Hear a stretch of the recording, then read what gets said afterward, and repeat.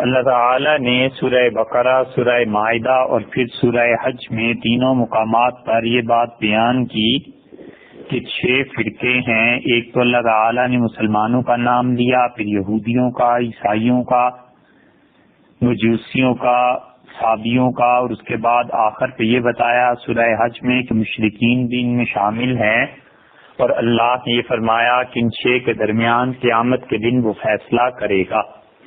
اسی بات کو ذرا سا کم درجے میں لا کر پچھلی نشستوں میں یہ بات بیان کی گئی اس آیت کریمہ کی تفسیر کے ضمن میں کہ مسلمان آج ایک ایسے چوراہے پر کھڑے ہیں جہاں پر ہر طرف قراہ جاتی ہے، اور بہت سے لوگ یہ دریافت کرتے ہیں کہ ان حالات میں ہم کس مذہب، کس فرقے اور کس مسلک کا ساتھ دیں۔ ہر آدمی، ہر صاحب علم، ہر عالم دین اپنے مسلک کو کتاب و سنت کے مطابق ثابت کرنے کی تگ و دو میں لگا ہوا ہے، تو ہمارے پاس کیا راہ ہے اور ہم کس راہ پر چلیں؟ سوال یہ پیدا ہوتا ہے کہ ہمیں یہ دیکھنا چاہیے کہ کیا آج کے ایک نوجوان کے لیے، آج کے ایک فرد اور آدمی کے لیے یہ مشکل مرحلہ پیش آیا ہے، یا اس سے پہلے بھی قوموں میں، امتوں میں ایسے ہوتا رہا ہے؟ تو قرآن کی اس آیت کی روشنی میں اگر آپ دیکھیں تو جب حضور صلی اللہ علیہ وسلم نے مکہ مکرمہ میں لا الہ الا اللہ کا جملہ بلند فرمایا اور لوگوں کو دعوت دی کہ وہ ایک اکیلے اللہ کی وحدانیت کے قائل ہو جائیں اور توحید کا پیغام انہیں دیا، تو اس وقت یہ جو صحابہ کرام رضی اللہ عنہم تھے، ان کے سامنے یہ سوال نہیں اٹھا ہوگا۔ ان کے سامنے ایک طرف خدا کا گھر تھا جس پہ صدیوں سے ان کے آباء و اجداد چلے آتے تھے، اور ان کے آباء و اجداد مختلف قبیلوں کے ہونے میں رہنے کے باوجود ان سب میں مرکزی نقطہ تمام کا تمام بتوں کی عبادت تھی، ان کی نظر و نیاز تھی، ان پہ چڑھاوے چڑھاتے تھے، اپنے نفع و نقصان کا مالک انہیں سمجھتے تھے، اور وہ کفر اور شرک کی رسومات تھیں جو وہ بیت اللہ میں ادا کرتے تھے۔ تو ایک آدمی جو اس وقت پیدا ہوتا تھا اس کو سامنے یہ نظر آتا تھا کہ ایک طرف تو یہ خدا کا گھر ہے جس پر قبضہ ہے لوگوں کا، اگر یہ خدا کے نیک اور اچھے بندے نہیں ہیں تو آخر خدا اپنے گھر کو ان لوگوں سے پاک کیوں نہیں کر دیتا؟ دوسری طرف وہ یہ بھی دیکھتے تھے کہ ایسے لوگ ہیں جن کا قریش مکہ بھی احترام کرتے ہیں، اور جن کے علم کا ڈنکا اس وقت پورے خطہ عرب میں بج رہا ہے، گونج رہا ہے، اور ہر کوئی صاحب علم ان کی طرف رجوع کرتا ہے، اور حضرت موسیٰ علیہ السلام پر نازل شدہ کتاب تورات کے بھی مدعی ہیں، اور وہ یہ کہتے ہیں کہ ہمارے پاس خدا کی وحی نازل ہوئی ہے۔ تو دوسری طرف سے یہودیت نظر آتی تھی، تیسری طرف ان کے ہاں جو قدیم مذہب بلکہ سب سے زیادہ جدید مذہب جو اس دور کا تھا وہ عیسائیت تھی، اور وہ جانتے تھے کہ حضرت عیسیٰ علیہ السلام کے پیروکار بھی ہیں۔ بیت اللہ کو جب رسول اللہ صلی اللہ علیہ وسلم نے صاف کرایا ہے، وہاں سے بت نکلوائے ہیں، تو حضور صلی اللہ علیہ وسلم نے سارے بت توڑے سوائے حضرت عیسیٰ علیہ السلام اور حضرت مریم علیہ السلام، ان کے بتوں کے علاوہ آپ نے باقی بتوں کو توڑا۔ تو اربوں میں پیدا ہونے والے بچے اور جوان جو بیت اللہ میں آتے تھے وہ یہ نہیں دیکھتے ہوں گے کہ یہ ابراہیم اور اسماعیل علیہ السلام کے ساتھ ایک عورت کا بت بھی ہے جسے مریم کہتے ہیں، ایک آدمی بھی ہے جسے سیدنا مسیح علیہ السلام کہتے ہیں، پھر ان کے ہمسائے میں ایک چوتھا مذہب اور بھی تھا، اور وہ ایرانی تھے جو 2 خداؤں کے قائل تھے اور اللہ کی وحدانیت کو مطلقاً نہیں مانتے تھے۔ تو اب سوچنے کی بات یہ ہے کہ اس وقت جو آدمی کسی اچھے مذہب اور سچے مذہب کی تلاش میں تھا وہ ان چاروں میں سے کہاں جاتا، اور ان چاروں کے ہوتے ہوتے ایک نئی بات ہو گئی، اور ایک شخص تنے تنہا مکہ مکرمہ میں اٹھتا ہے اور اس کا یہ دعویٰ ہے کہ اللہ کی وحی اس کی طرف آتی ہے صلی اللہ علیہ وسلم، اور وہ یہ لوگوں کو دعوت دیتے ہیں کہ یہ سب مذاہب جھوٹے اور باطل ہیں، اور جو مذہب میں لے کر آیا ہوں یہ سچائی ہے اور یہ اچھی بات ہے، تم اس کو مانو۔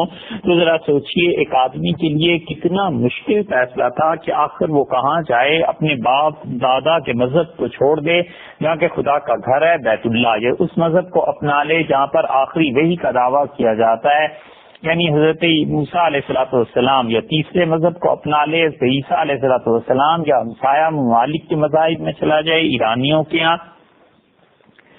یا اس ایک اکیلے فرد کی بات مان لے جو آج اٹھ کر اللہ کی وحدانیت اور توحید کا مدعی ہے، تو اس کے لیے مشکل مرحلہ نہیں تھا؟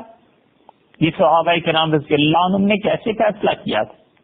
یہ بنیادی وجہ تھی جو حق کو پہچاننے کے سلسلے میں لوگوں کو پیش آئی، حتیٰ کہ حضرت حمزہ رضی اللہ عنہ کی قبولیت اسلام کا واقعہ آپ سیرت ابن ہشام وغیرہ میں پڑھیں مختلف کتابوں میں، تو آپ کو پتہ چلے گا کہ حضرت حمزہ رضی اللہ عنہ کو حضور صلی اللہ علیہ وسلم کے ساتھ ویسے بھی محبت تھی، اس لیے کہ حضرت حمزہ اور حضور صلی اللہ علیہ وسلم تقریباً ہم عمر تھے، دونوں نے حضرت حلیمہ سعدیہ کا دودھ پیا تھا، اور نبی کریم صلی اللہ علیہ وسلم سے بڑی محبت تھی حضرت حمزہ رضی اللہ عنہ کو، اور چچا بھی رشتے میں لگتے تھے۔ ایک دن وہ شکار کھیل کر آئے تو ان کی باندی جو اس وقت مسلمان ہو گئی تھی، اس کے اترے ہوئے چہرے کو دیکھ کے حضرت حمزہ رضی اللہ عنہ سمجھ گئے کہ کوئی واقعہ پیش آیا ہے۔ انہوں نے اس سے پوچھا تو اس نے کہا کہ تمہارے بھتیجے حضرت محمد صلی اللہ علیہ وسلم کو آج ابو جہل نے بہت بری طرح دکھ پہنچایا ہے، تکلیف پہنچائی ہے۔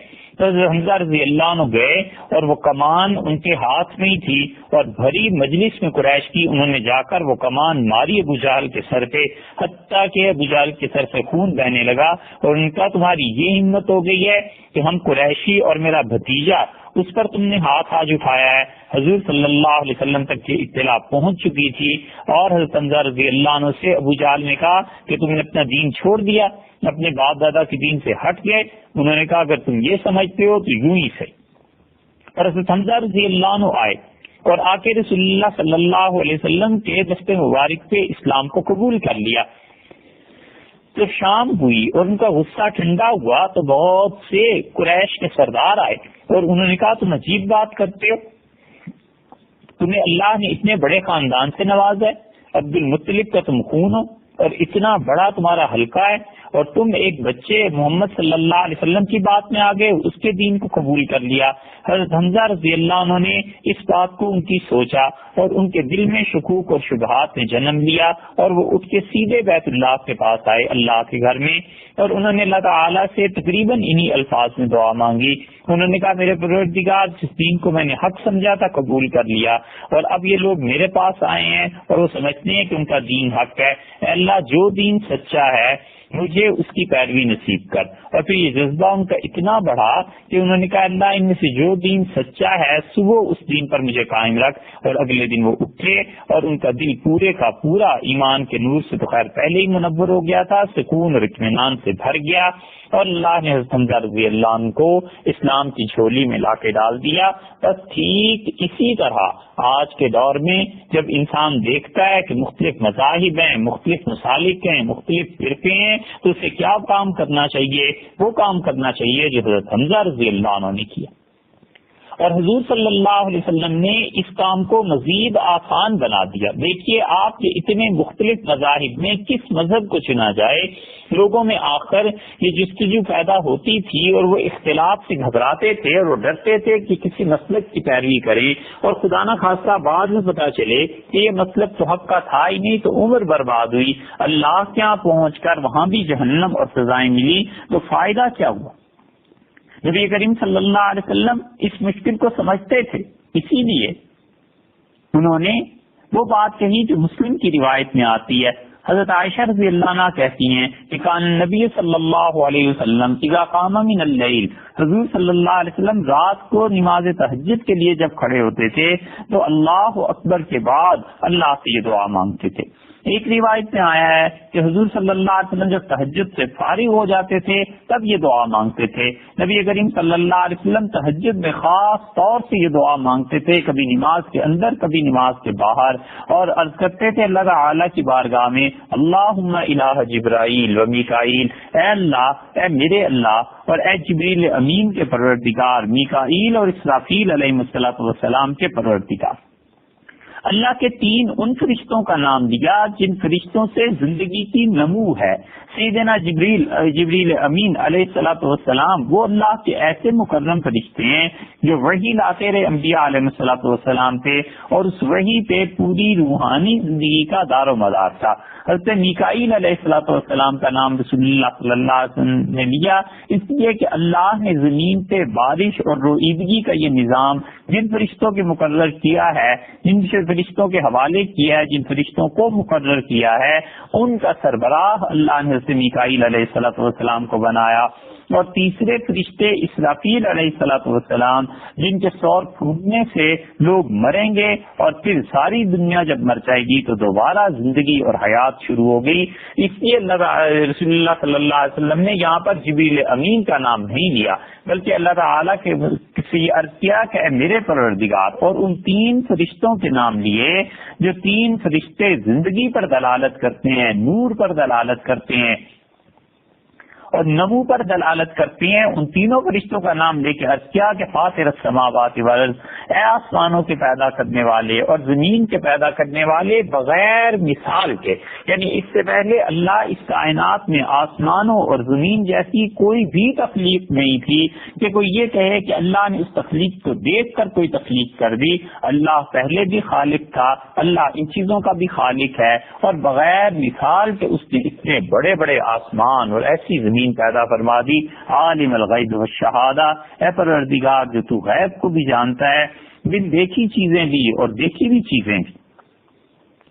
بن دیکھی چیزیں وہ جو ہمارے اور آپ سے بن دیکھی ہیں، مگر نہ اللہ کے لیے تو غیب اور شہادت دونوں چیزیں برابر ہیں. یہ ہمارے اعتبار سے کہا کہ انسان کے لیے کچھ چیزیں چھپی ہوئی ہیں اور کچھ چیزیں اس کے سامنے ظاہر ہیں، تو دونوں برابر نہیں ہو سکتی. اللہ کی یہ شان نہیں ہے، اس کے لیے تو کل کا کل عالم شہادت ہی شہادت ہے. تو آگے اس کے بعد ارشاد فرمایا رسول اللہ صلی اللہ علیہ وسلم نے، یعنی ہمیں سکھایا کہ اللہ سے اس طرح دعا مانگا کرو، انت تحکم بین عبادک فیما کانوا فیہ یختلفون. اللہ آپ فیصلہ کریں گے اپنی مخلوق کے درمیان ہر اس چیز میں جس میں لوگ اختلاف کرتے تھے. جتنے مذاہب کا اختلاف تھا، یہودیت، عیسائیت، مجوسیت، سابعیت، شرک، اسلام، جتنی چیزوں میں اللہ لوگوں کا اختلاف ہے، آپ قیامت میں اس کے فیصلہ کر دیں گے. یہ ٹھیک وہی بات ہے جو اس آیت میں ہے. سورہ حج کی بات ہم کر رہے ہیں نا، سورہ حج کی اس آیت میں آخر پہ آپ دیکھیے اللہ تعالیٰ نے کیا فرمایا کہ اللہ ان کے درمیان قیامت میں فیصلہ کرے گا. تو رسول اللہ صلی اللہ علیہ وسلم اسی بات کو دہرا رہے ہیں اپنے الفاظ میں اور عرض کرتے ہیں کہ انت تحکم بین عبادک فیما کانوا فیہ یختلفون. اور اللہ جن چیزوں میں لوگوں کا اختلاف ہے آپ ہی فیصلہ کریں گے. باقی ابھی کیا چاہیے وہ یہ کہ اہدنی لما اختلف فیہ من الحق، اے اللہ جن چیزوں کے درمیان آج لوگوں میں اختلاف پیدا ہو گیا ہے مجھے اپنی توفیق سے اور اللہ مجھے اپنے حکم سے، اللہ مجھے ان سارے اختلافات میں صحیح راہ پر رکھ. انک تہدی من تشاء الی صراط مستقیم. تو اے اللہ جسے آپ چاہیں اسے سیدھے راستے پر رکھتے ہیں. اے پروردگار مجھے صراط مستقیم دے دے.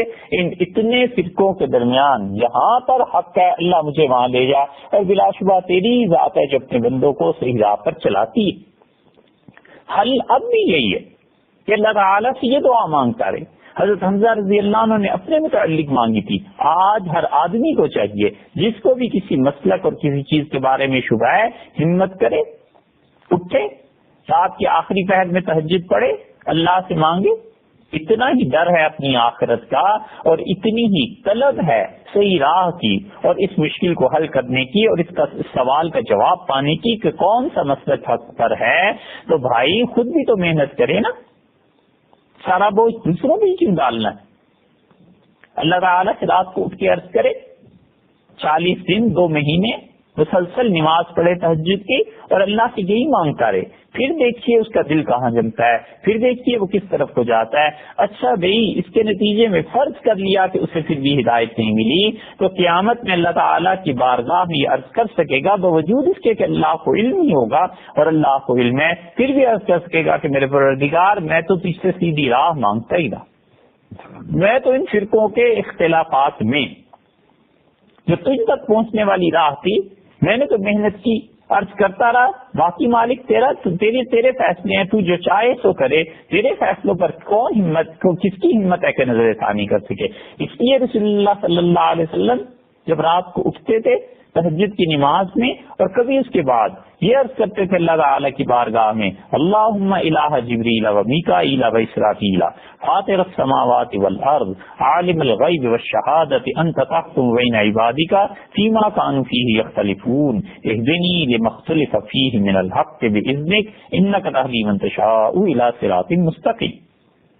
اور دوسری بات جو عرض کی جا رہی تھی کہ وہ گمراہ لوگ جو یہ سمجھتے ہیں کہ سارے ہی مذاہب ایک ہیں اور سارے ادیان ایک ہیں، اسلام اور کفر میں کوئی فرق نہیں، وہ لوگ حقیقت سے بہت دور ہیں اور ان کے اس قول میں سنجیدگی نہیں ہے. اور یا پھر یہ کہ انہوں نے مذاہب کا مطالعہ نہیں کیا اور انہوں نے اس بات کو نہیں سوچا کہ وہ کس خطرناک چیز کی دعوت دے رہے ہیں. اللہ کے ہاں جب وہ پہنچیں گے تو ٹھیک اسی طرح خدا ان سے بھی پوچھے گا جو یہ کہہ رہے تھے کہ مذاہب مختلف ہیں، ان سے بھی پوچھے گا جو کہہ رہے تھے کہ سارے مذاہب ایک ہیں، جن کو رحمان اور رام میں فرق ہی نہیں نظر آتا. وہ کہتے ہیں رحیم بھی وہی ہے، رام بھی وہی ہے. بھلا یہ کیسے ممکن ہے؟ کہاں اسلام اللہ کی وحدانیت اور توحید کی دعوت دینے والا، اور کہاں وہ مذاہب جو ایک سے ہٹتے پھر بڑھتے تو بڑھتے ہی چلے گئے، 2 خدا 3 خدا 1000 خدا 10,000 خدا، حتیٰ کہ 32 کروڑ دیوتاؤں کو ماننے والی قومیں دنیا میں ہیں. اور پھر بھی رٹا یہی کہ تہذیبیں ایک ہیں اور تہذیبوں کا آپس میں کلیش نہیں ہے اور مذاہب ایک ہیں اور مذاہب ایک دوسرے سے مختلف نہیں ہیں. غلط بات. ہندوستان میں سب سے پہلے جس شخص نے یہ بیج بویا تھا مسلمانوں کی تاریخ میں وہ اکبر بادشاہ تھا. بابر بادشاہ اکبر کا دادا جب وہ ہندوستان آئے تو انہوں نے اپنی وفات سے پہلے جو چیزیں نصیحت میں لکھی تھیں ان میں سے ایک چیز انہوں نے یہ کہی تھی کہ ہندوستان مختلف مذاہب کا مجموعہ ہے. تو حکمران وقت کو چاہیے کہ کسی ایک مذہب کو سرکاری طور پر اتنا غالب نہ کرے کہ دوسرے مذاہب والے تنگ آ جائیں، درمیان کی راہ میں رہے اور تمام مذاہب کے لوگوں کو امن اور اطمینان سے رکھے. یہی صحیح چیز تھی جو شریعت نے سکھائی ہے. اور اسلام کی پچھلے 1000 سال سے زیادہ تاریخ اس بات پر گواہ کہ خلفاء اپنے دور میں بالکل لوگوں کو اس حیثیت سے رکھتے تھے کہ مذہب کی وجہ سے ایک کو دوسرے سے نفرت نہ ہو اور ایک کو دوسرے کے ساتھ کچھ پرخاش پیدا نہ ہو.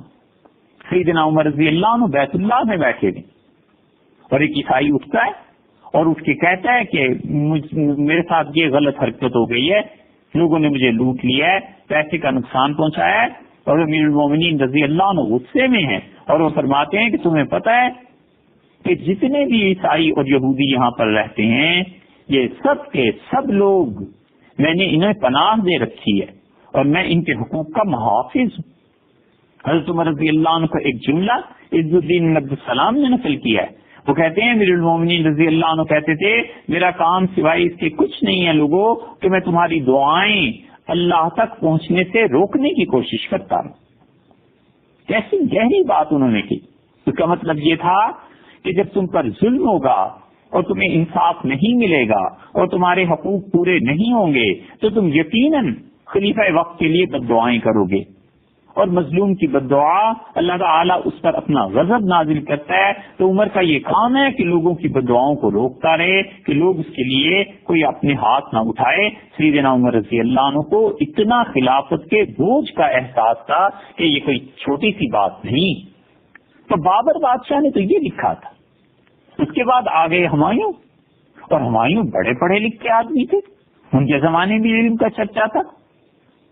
اور ہمایوں جب گئے ہیں ایران تو ایران سے وہاں سے علماء وہ اپنے ساتھ لائے اور بر صغیر میں بہت سی چیزیں ایسی ہیں جو ان علماء کے ذریعے سے آئیں اور آپس میں مذہبی بحث مباحثے شروع ہوئے. حتیٰ کہ ایک مسئلے پر اس وقت حافظ ابن حجر اسقلانی رحمۃ اللہ علیہ نہیں، ابن حجر مکی تھے، ابن حجر مکی کو خط لکھنا پڑا ہمایوں بادشاہ کو، اور انہوں نے خاص مسئلے پہ ان سے مسئلہ دریافت کیا، اور انہوں نے پوری کتاب اس خط کے جواب میں ہندوستان کے بادشاہ ہمایوں کو لکھ کے بھیجی۔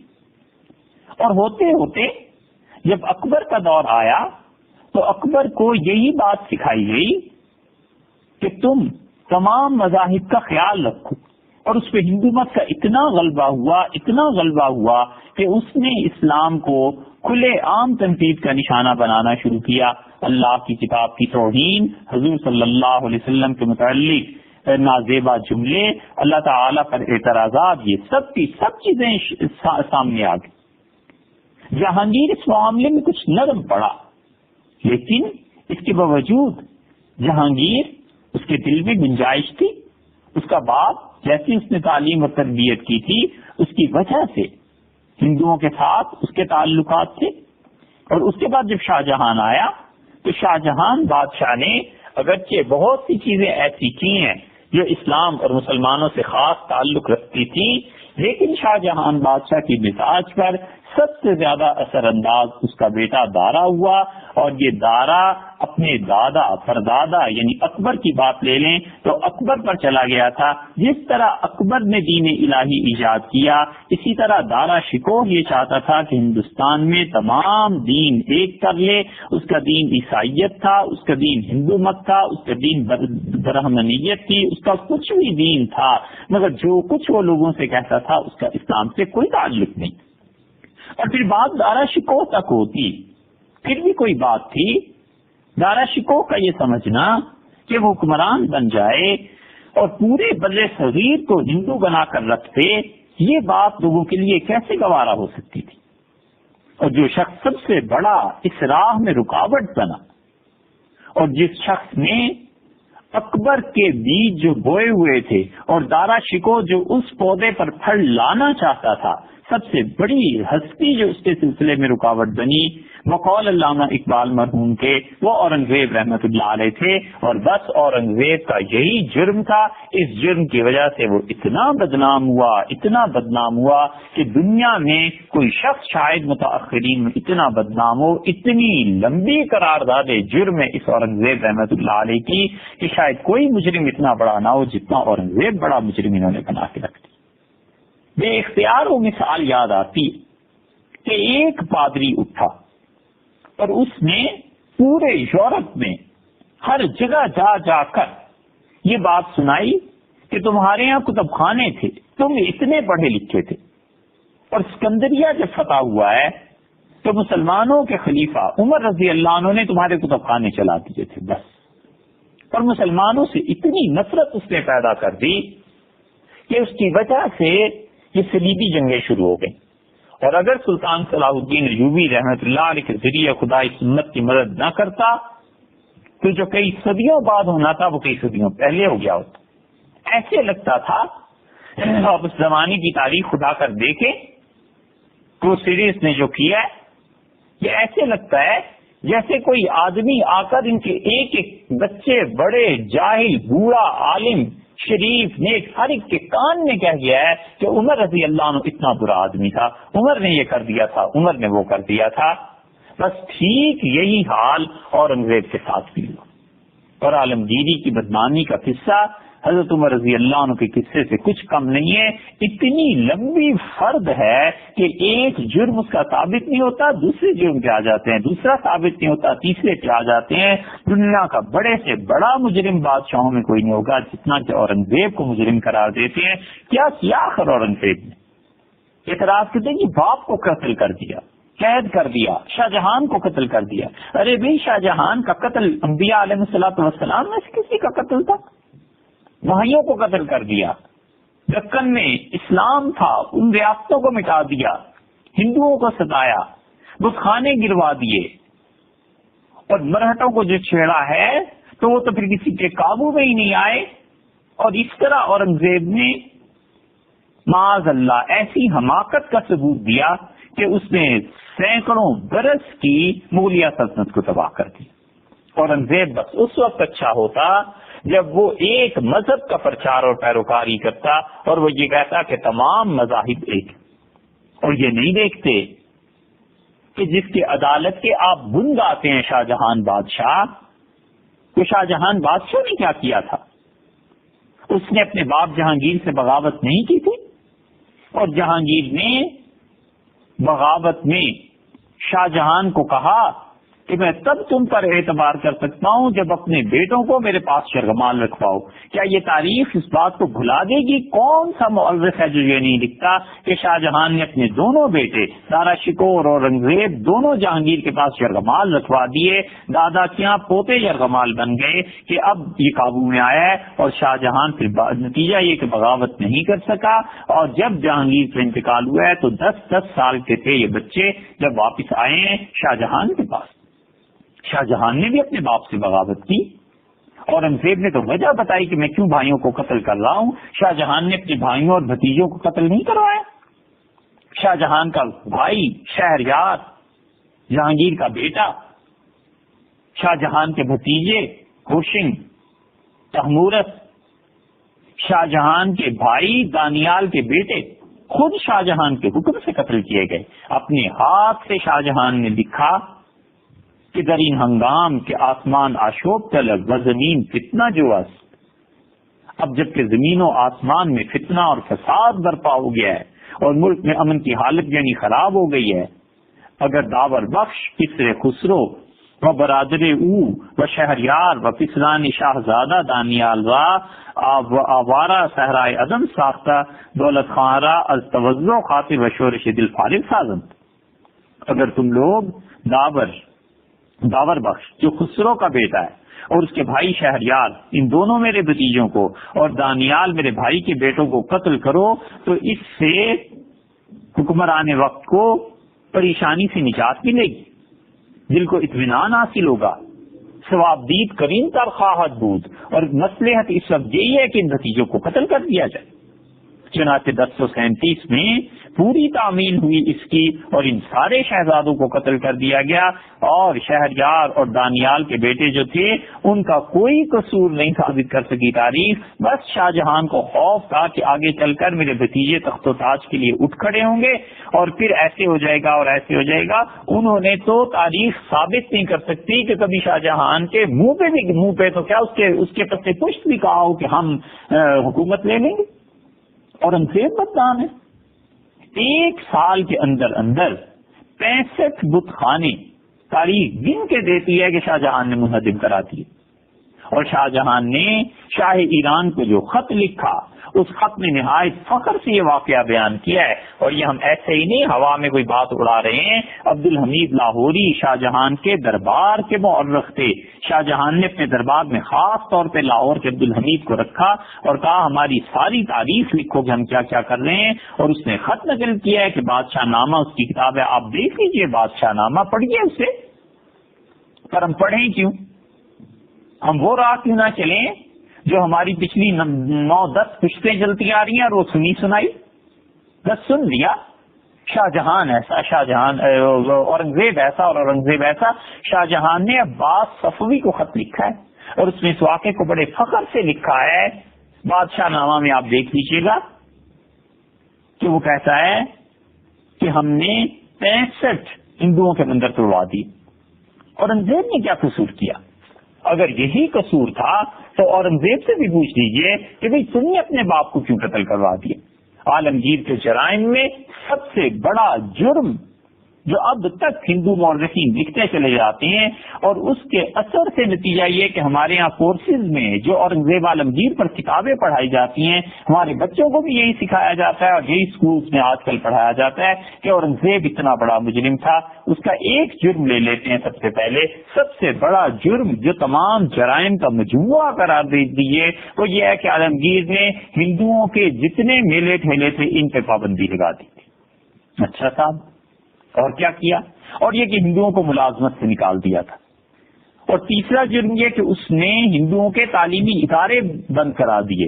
اور چوتھا جرم تو وہ ہے کہ اس کائنات میں سمٹائے نہیں سمٹتا اور نمٹائے نہیں نمٹتا، اور وہ یہ ہے کہ اس نے بتخانے توڑوا دیے۔ اتنا برا آدمی تھا، اور یہ نہیں دیکھتے کہ اکبر اس کی بادشاہت کا سکہ بیٹھا ہوا تھا، اور ہندوؤں کی لڑکیوں سے شادیاں ہوئی، راجپوتانیوں سے شادیاں ہوئیں۔ جہانگیر جس کو سلطنت ملی اس کی والدہ جودھا بائی ہندوانی تھی، اکبر نے شادی کی اور ہندو اپنی حد سے قدم آگے نہیں بڑھا سکے۔ جہانگیر تھوڑا نرم پڑا تو نتیجہ یہ نکلا کہ ہندوؤں نے سر اٹھا لیا۔ اور جہانگیر نے پھر کیا کیا؟ جہانگیر کے زمانے میں نرسنگ دیو تھا، اس نے جہانگیر کی ولی عہدی کے دور میں ابو الفضل کو دھوکے سے قتل کرا دیا۔ اور ابو الفضل ایسا آدمی تھا کہ اکبر کے مصاحبین اور اکبر کے 9 رتنوں میں سے ایک رتن تھا۔ اور تاریخ اٹھا کر دیکھ لیجئے کہ بھرے دربار میں اکبر خوشی سے بیٹھا ہوا باتیں کر رہا تھا، اور جب دھماکہ ہوا ہے یہ کہ ابو الفضل کو قتل کر دیا گیا تو بے اختیار پگڑی اور تاج سب سے اتار کے پھینک دیا نیچے، اور دونوں ہاتھوں سے منہ پیٹنے لگا، سینہ پیٹنے لگا، اور کہنے لگا اپنے بیٹے جہانگیر کے متعلق کہ اس ظالم نے کیا کیا، اکبر کو لے لیتا، اپنے باپ کو مار دیتا، یہ اتنا بڑا جرم نہیں تھا جتنا ابو الفضل کو مارنا جرم۔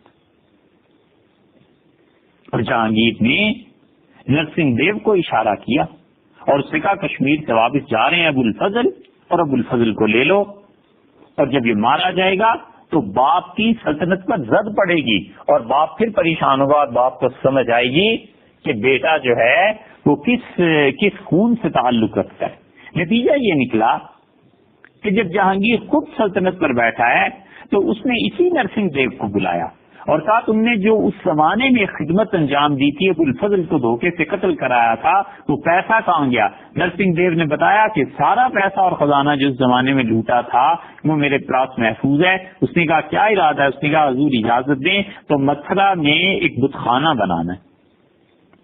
جہانگیر کیسے اجازت نہ دیتا؟ نرسنگ دیو نے اس روپے سے جو ابو الفضل کی ملکیت تھی بت خانے کی تعمیر کی، اور شیر خان لودھی جس زمانے کا مورخ ہے اس کی کتاب ذرا دیکھ لیجئے، مرآت الخیال کہیں سے منگوائیے، اور مرآت الخیال میں وہ کہتا ہے آن ظالم و ذل، وہ گمراہ اور گمراہ کرنے والا ابو الفضل در راہ دکن با اشارہ نور الدین محمد جہانگیر در ملک راجہ نرسنگ دیو بقتل رسید۔ وہ گمراہ اور گمراہ کرنے والا ابو الفضل جب دکن سے واپس آ رہا تھا تو اشارہ کیا نور الدین محمد جہانگیر نے راجہ نرسنگ دیو کو کہ یہ تمہارے علاقے سے گزرے تو اس کو ختم کر دینا۔ وہ مالہائے کہ بدست آویز بے راہ گرد آوردہ بود اور در اہتمام راجہ مذکور بر معبد حنود کے در سواد شہر متھرا ساختہ بود۔ اور پھر جو اس سے مال ہاتھ آیا ابو الفضل کے قتل سے، اس کے ساتھ جو خزانہ تھا، جو پیسہ تھا، اس کے ہاتھ آیا تو نرسنگ نے شہر کے متھرا شہر کے قریب پھر اس نے ایک بت خانہ بنایا۔ وہ حکم کریمہ اللہ نے جو کہا ہے قرآن میں الخبیثات للخبیثین، بری چیزیں برے لوگوں کے لیے ہیں، تو ناپاک مال ابو الفضل کا ناپاک جگہ پہ خرچ ہو گیا کیونکہ ظہور پہ بس خدا کی بات سامنے آئی۔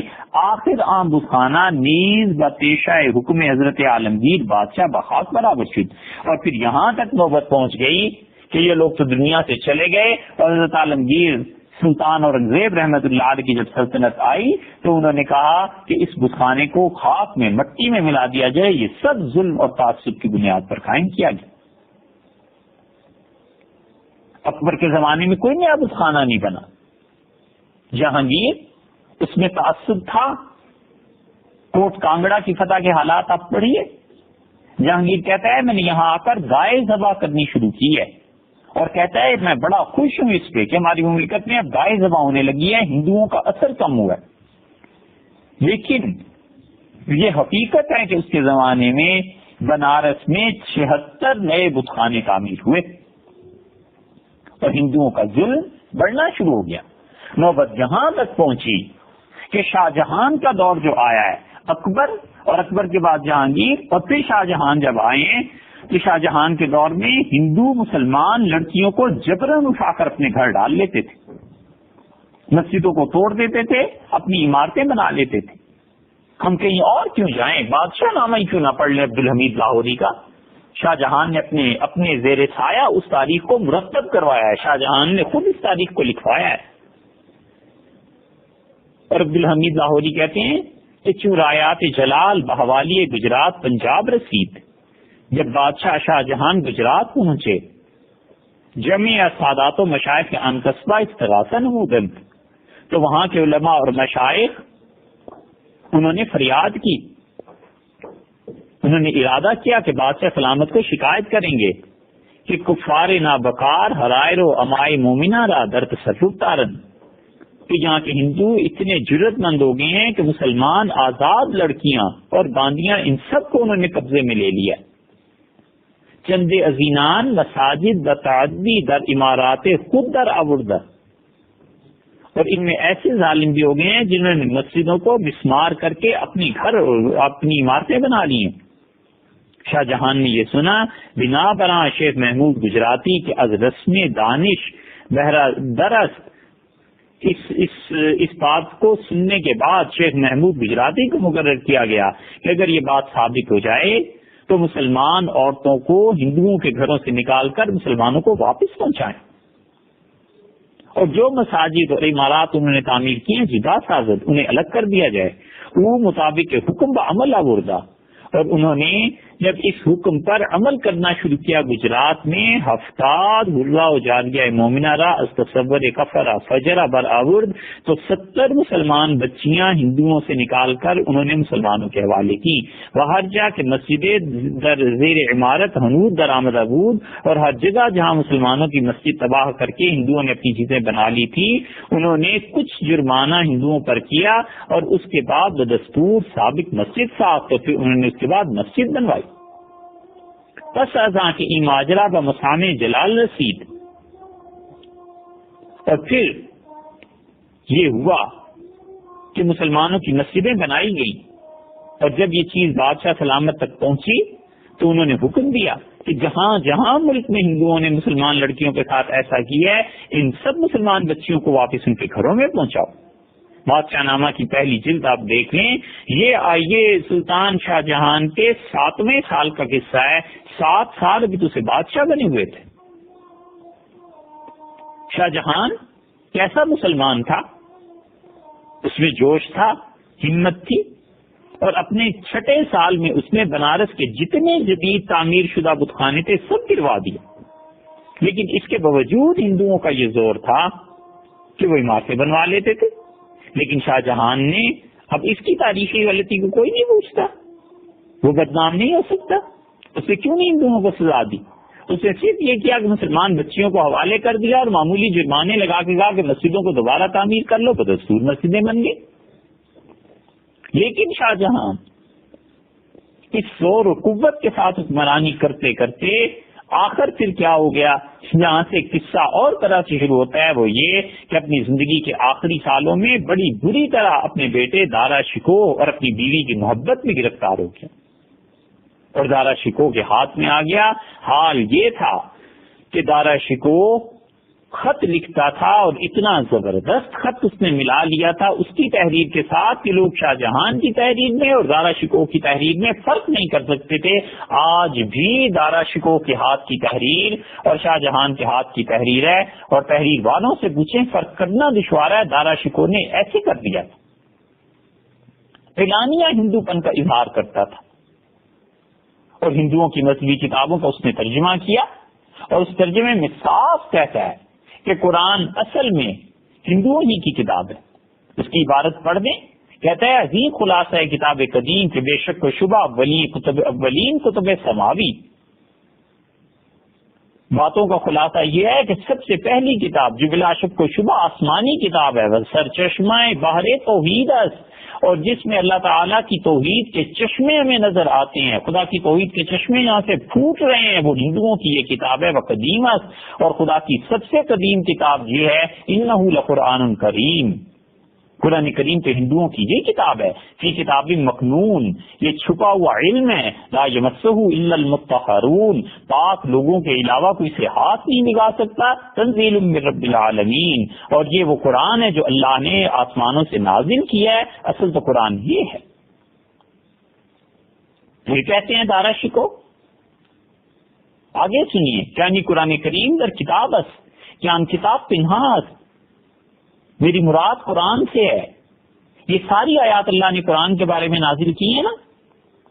کہتا ہے ہندوؤں کی یہ کتاب اصل میں یہ چھپی ہوئی تھی، پورا درک نبی کند، اور خدا نے اسی کتاب کو اپنے نبی صلی اللہ علیہ وسلم پہ نازل کیا، وہ اگر ولی کے مطہر باشد، اس لیے کہ حضور صلی اللہ علیہ وسلم اور لوگ پاک تھے، منازل شد از پروردگار عالم، پروردگار عالم نے یہ جو قرآن نازل کیا ہے حقیقت میں یہی ہندوؤں والی کتابی تو نازل کی ہے، مشخص و معلوم بھی شود، اور یہ بات اچھی طرح جان لینی چاہیے کہ ان آیت کہ قرآن کی یہ آیت در حق زبور و تورات و انجیل نہیں۔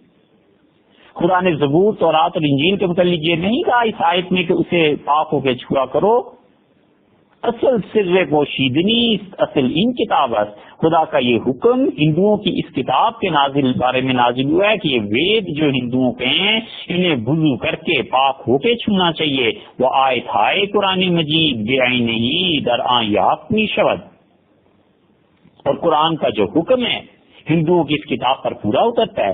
پس تحقیق کتاب مکنون ان کتاب قدیم باشد، سو تحقیق یہ ہے کہ اللہ تعالیٰ کی اصل وحی ہندوؤں ہی کی یہ کتاب ہے۔ یہ کون کہہ سکتا ہے سوائے دارا شکو کے؟ اس کے کفر میں کوئی شبہ باقی رہ جاتا ہے؟ عالمگیر نے کیا کیا؟ دارا شکو کی سایہ حمایت میں بہت ہندو تھے،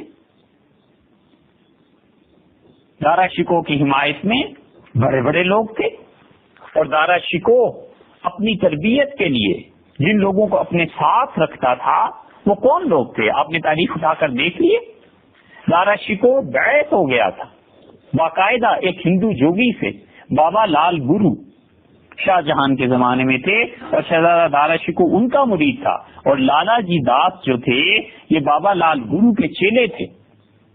بابا کا سن پیدائش 1014 ہجری ہے، جب تک وہ زندہ تھے دارا شکو انہی کے ساتھ رہے، اور لالا جی داس نے 1158 ہجری میں اپنے گرو کے ملفوظات کو جمع کیا ہوا ہے، وہ پوری کتاب ہے جو مل جاتی ہے کہیں کہیں لائبریریوں میں، قدیم لائبریریز میں نظر آتی ہے۔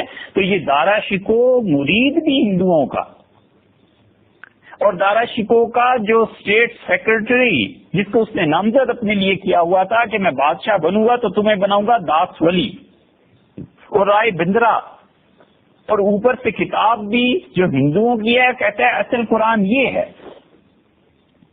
اس شخص کے ہاتھ حکومت دے دینی چاہیے تھی،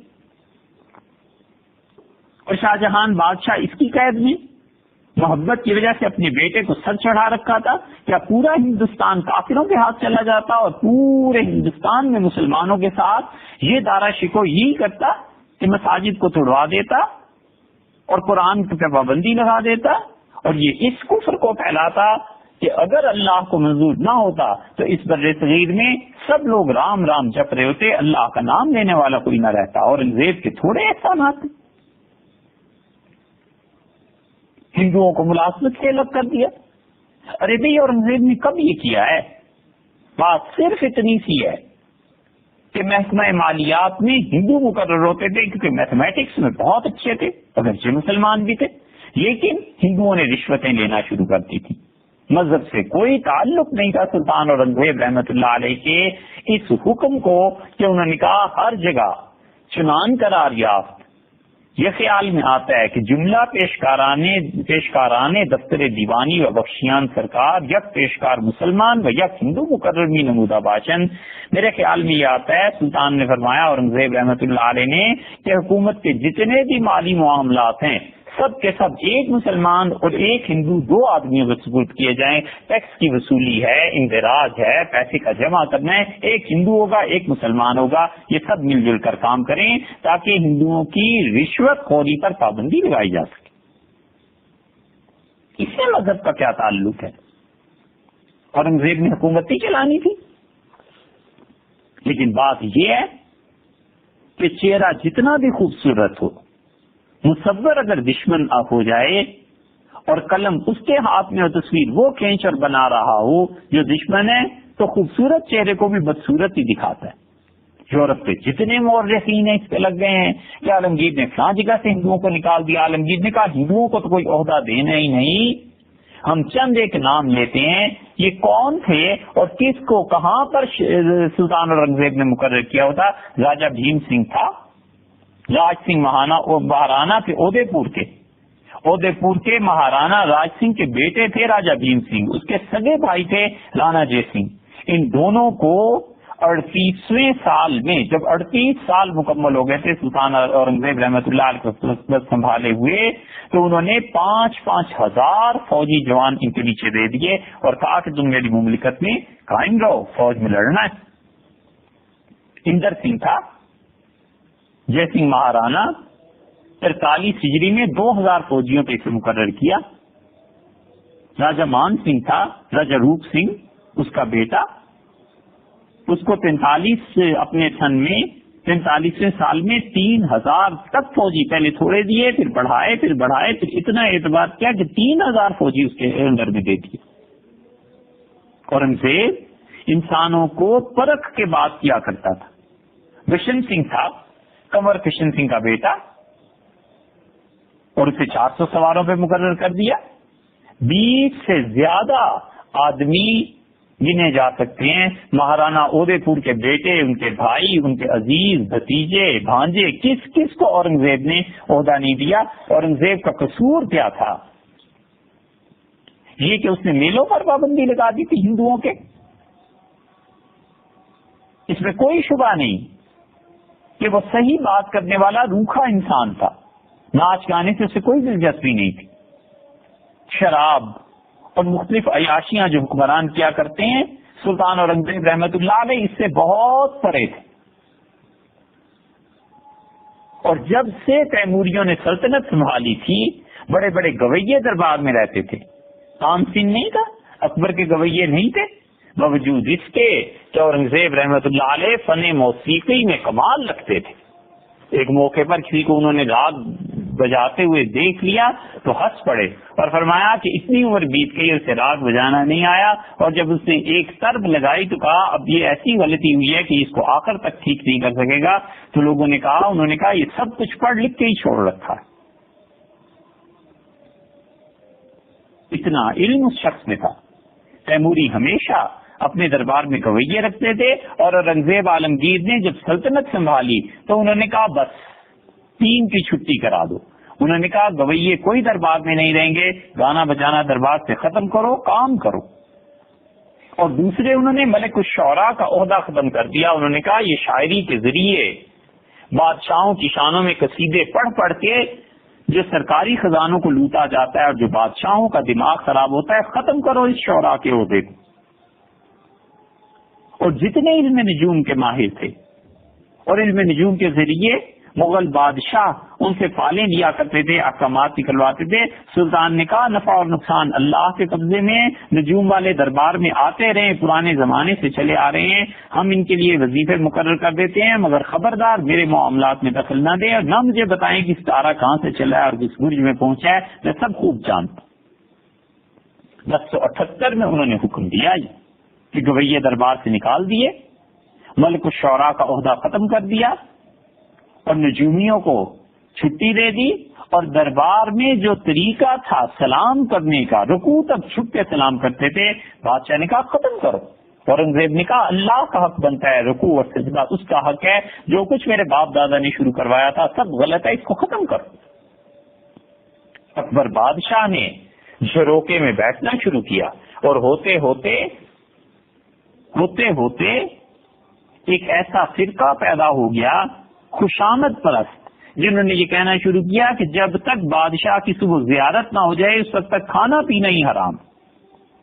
بادشاہ بھی خوش کہ ایسے ہیں جو میرا چہرہ دیکھ کے کھانا کھانا شروع کرتے ہیں، اور ہوتے ہوتے یہ درشنی فرقہ بن گیا. اسی چیز کو جہانگیر نے جاری رکھا، پھر اس کے بعد شاہ جہان کے دور میں جاری تھا. اور جس دن اورنگزیب رحمت اللہ علیہ سلطنت میں آئے ہیں انہوں نے کہا ختم کرو اس کو، کوئی ضرورت نہیں ہے نہ میری زیارت کی نہ مجھے کرانے کی، اور بتیرے کام ہے، اور ان لوگوں کو نکال دو یہاں سے. نتیجہ ان چیزوں کا یہ نکلا کہ سلطنت میں اورنگزیب کے خلاف باتیں شروع ہوئی. 1080 ہجری میں برہان پور میں محرم کا جلوس تھا اور وہاں شدید لڑائی ہوئی اور اتنی خون ریزی ہوئی کہ زمین پہ پاؤں رکھنے کی جگہ باقی نہیں رہی. تو سلطان نے حکم دیا، انہوں نے کہا جتنے میلے ٹھیلے مذہبی ہیں ہندوؤں کے یہ ختم کر دیے جائیں اور تابوت نکالنا بھی بند کر دیا جائے۔ اس سے بدگمان مورخین، اس سے وہ مورخین جو چاہتے ہیں کہ کسی طرح اورنگزیب کو برا کریں، بس اس کی برائی یہ تھی کہ اس نے کہا ملک میں امن اور امان رہنا چاہیے، میں ایسے جلسوں اور جلوسوں کی اجازت نہیں دے سکتا جس سے عام لوگوں کے حقوق پامال ہوتے ہیں۔ اتنا بڑا جرم اورنگزیب کا، سب سے بڑا کہ اس نے ہندوؤں کے مدارس بند کرا دیے گئی۔ کوئی نہیں پوچھتا کہ آخر ہندوؤں کے مدارس اس نے کون سے بند کرائے تھے۔ شاہ جہان کی تاریخ اٹھا لیجئے آپ، ہندو مسلمانوں پر مذہبی جبر کرتے تھے۔ دارا شکوہ نے اپنے قلم سے لکھ کے ہندوؤں کو دیا کہ تم ہمارے بچوں کو اپنے علوم پڑھاؤ۔ پاٹھ شالوں میں برہمن مسلمانوں کے بچوں کو بلاتے تھے، بت پرستی سکھاتے تھے اور ایسی ترغیب دیتے تھے کہ دور دور سے مسلمان بچے اور مسلمان مرد و عورت اپنے بچوں کو تعلیم کے لیے بجائے اسلامی مدارس کے پاٹھ شالوں میں بھیجتے تھے، اور پاٹھ شالوں میں مسلمان بچوں کو سکھایا جاتا تھا کہ اسلام میں یہ چیز غلط ہے، یہ چیز غلط ہے، حضور صلی اللہ علیہ وسلم نے اتنی شادیاں کر لی، اسلام نے یہ کر دیا، یہ کر دیا۔ جب یہ بات بڑی اور فتنہ پھیلا شاہ جہان کے آخری دور میں، تو اورنگزیب رحمت اللہ علیہ جو علم میں بڑا باکمال شخص تھا، اسے یہ سب چیزیں نہیں نظر آ رہی تھی۔ وہ پہلا شخص ہے جس نے جاری کیا حکم، اور اس نے کہا خبردار کوئی مسلمان بچہ جو برہمنوں سے پڑھنے جائے، اور جتنی عبادت گاہیں اسے رپورٹ دی گئی کہ یہاں یہاں مسلمان بچوں اور بچیوں کو ہندو بنایا جا رہا ہے، اس نے کہا ان عبادت گاہوں کو جڑ سے اکھیڑ دو۔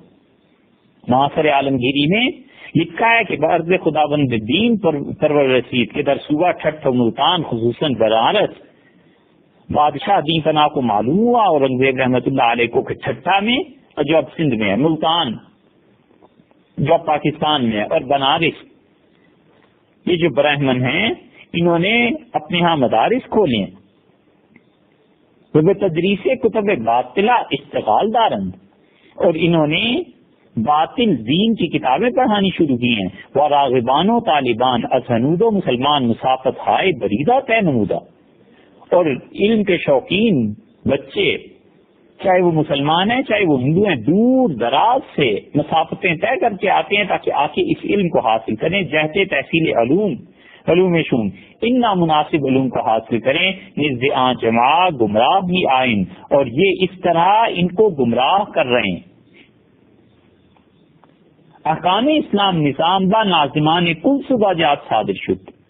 سلطان اورنگزیب رحمت اللہ علیہ نے اپنے تمام صوبوں کے جو بھی امیر تھے، گورنر سے ان کے نام فرمان جاری کیا کہ مدارس و معابد بی دینان دست خوش انہدام سازند۔ انہوں نے کہا جتنے بھی ایسے تعلیمی ادارے جہاں برہمن مسلمان بچوں کو کافر بنا رہے ہیں یہ سب کے سب توڑ دیے جائیں۔ وہ تاکید عقید طور درس و تدریس رسم شیوع مذاہب کفر آیانن براندازن، اور انہوں نے کہا میں پوری تاکید کے ساتھ یہ حکم کرتا ہوں کہ میرا خط تم تک پہنچے تو یہ جتنی درس و تدریس یہ بت پرستی کی دی جا رہی ہے ان سب جگہوں پر سختی سے ممانعت کی جائے اور کوئی مسلمان بچہ ہندوؤں برہمنوں کے یہاں نہ پڑھنے جائے۔ اس سے معلوم ہوتا ہے کہ انہوں نے کیوں یہ کیا تھا۔ ان کو کوئی نہیں پوچھتا برہمنوں کو کہ تم ہندو بچوں کو، تم مسلمان بچوں کو بلا کر ہندو کیوں بنا رہے تھے، اور اس وجہ سے اس نے کہا کہ ہنود اہل قلم از عمل معزول گشتہ بودند، کہ جتنے ہندو قلم سے کتابیں لکھ رہے ہیں اسلام کے خلاف اور ہندو مت کو ہندوستان میں رائج کرنے کے لیے ان سب پر پابندی لگائی جائے۔ بہت بڑا الزام یہ ہے کہ اس نے ہندوؤں کی تعلیم بند کرا دی تھی۔ کیا اس بات پر رضامندی کا اظہار کیا جا سکتا تھا کہ مسلمانوں کے بچے جا کر برہمنوں کے یہاں پڑھیں اور کل کو اسلام کے خلاف اس کے بچے مسلمانوں کے اور سازشیں کریں؟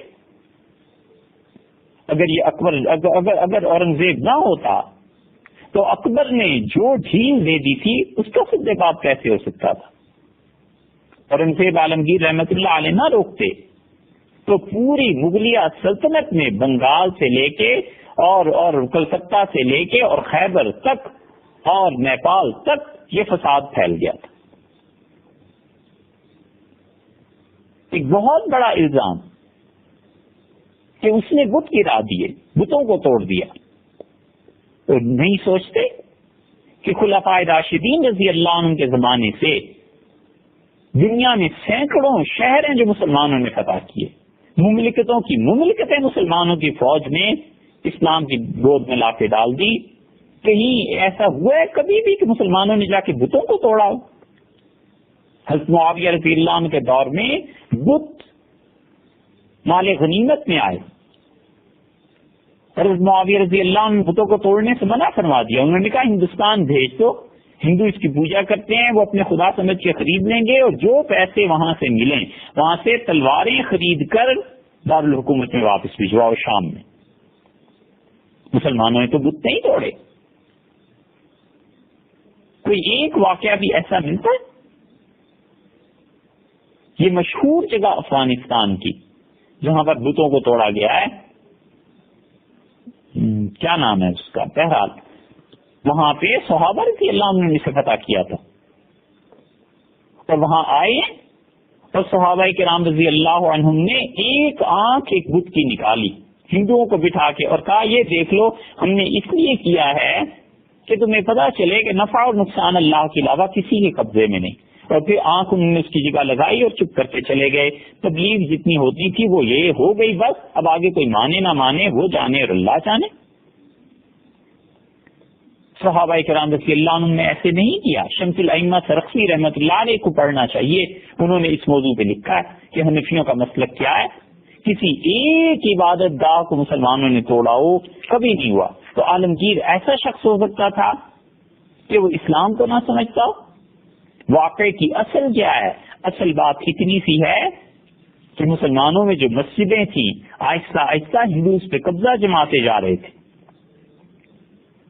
اور شوالے جو تھے ہندو اپنی عبادت گاہوں کو ملک کی سیاست میں دخل دینے کے لیے مراکز کے طور پر بناتے چلے جا رہے تھے. اور پھر آہستہ آہستہ ہندوؤں کے مندر اور جو مساجد میں سیاست کی چیزیں ہوتی تھی وہ قائم مقام بن گئی بغاوتوں کی. برہمن مندروں میں اجتماع کرتے تھے اور سلطان کے خلاف سازش اور بغاوت کے لیے لوگوں کو اٹھاتے تھے، اور نتیجہ اس کا یہ نکلتا تھا کہ آپس میں بھی لڑتے تھے. ہندو اور مسلمان جب ایک دوسرے پر قابو پاتے تھے تو ایک دوسرے کی مسجد اور مندر توڑا سکتے تھے.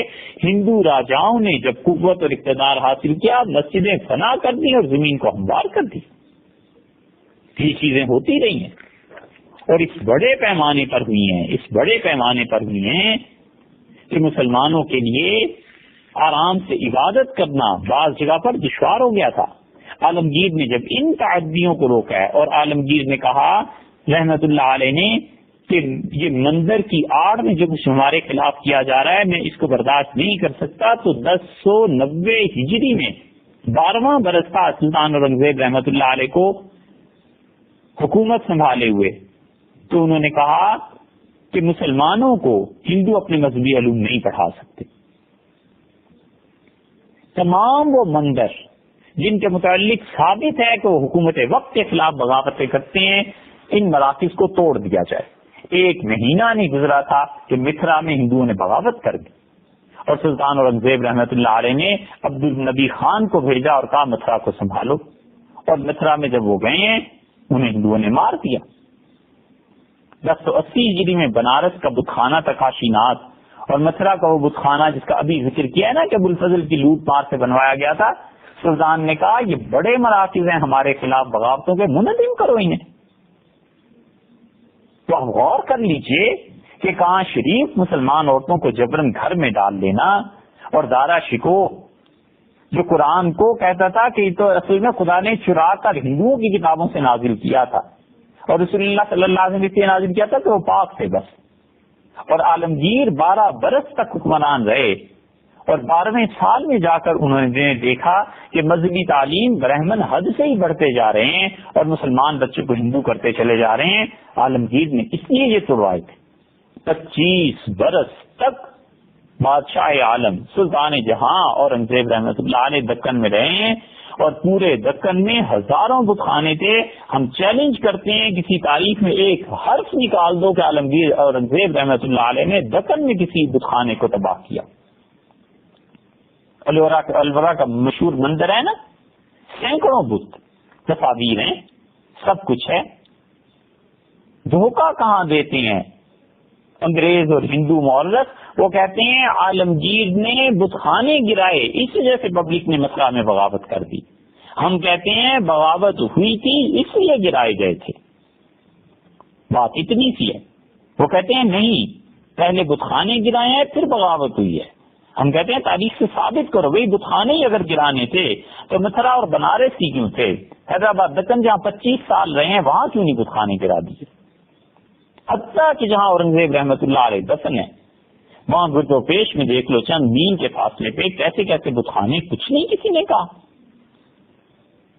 اب کہتے ہیں پہلے بغاوت ہوئی، پہلے ان مندروں میں سازشیں بنی اور پھر سلطان اورنگزیب رحمت اللہ علیہ نے